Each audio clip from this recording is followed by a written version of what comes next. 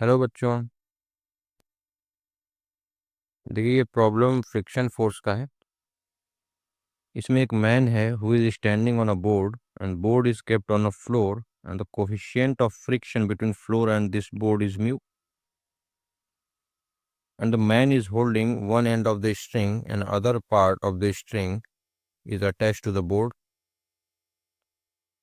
and we have to find the maximum force that man can exert on the rope. इस रोप पे ये maximum force क्या लगा सकता है, कितने मैक्सिमम फोर्स से उसे पुल कर सकता है, so that board does not slip on the floor, कि बोर्ड स्लिप ना करे, इसका मतलब रेस्ट में रहे, है ना। सो देखिए, इस रोप को तो आप पुल ही कर सकते हैं, पुश तो कर नहीं सकते, है ना। तो मैन इस रोप को नीचे की तरफ पुल कर रहा होगा। इसमें ये पूछा गया कि मैक्सिमम कितने फोर्स से इसको ये पुल कर सकता है।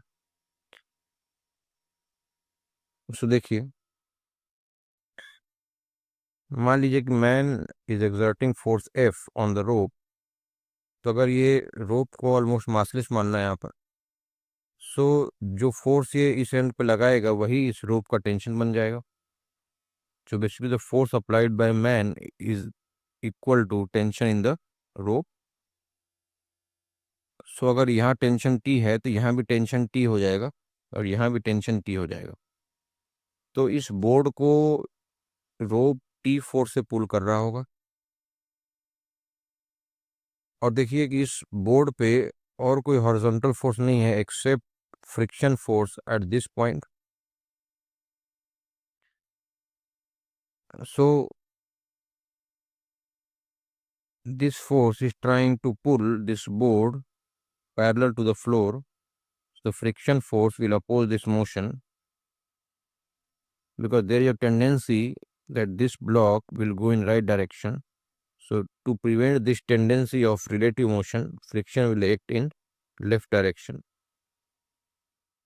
So यहाँ पर हमें मैक्सिमम फोर्स फाइंड करना है। तो जब ये मैक्सिमम होगा तो टी की वैल्यू भी मैक्सिमम होगी, और टी की जो मैक्सिमम वैल्यू हो सकती है for the condition of no slipping, T की जो वैल्यू हो सकती है maximum, that can be equal to limiting friction force between the surface, floor and the board.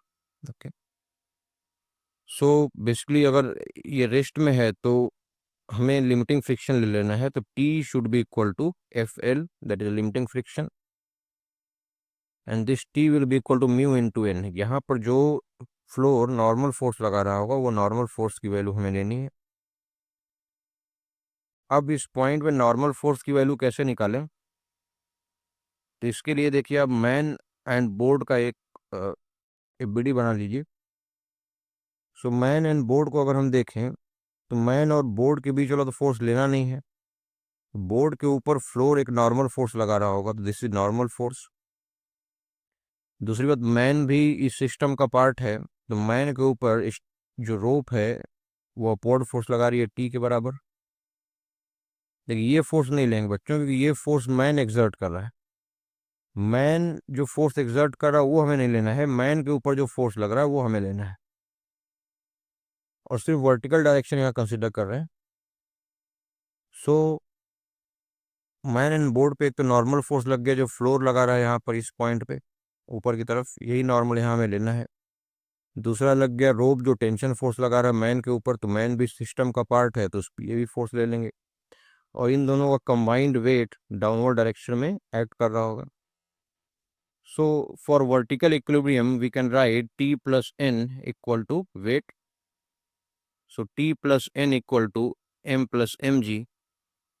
So from here N will come out to be M plus mg minus T. So now we will put this value of N here.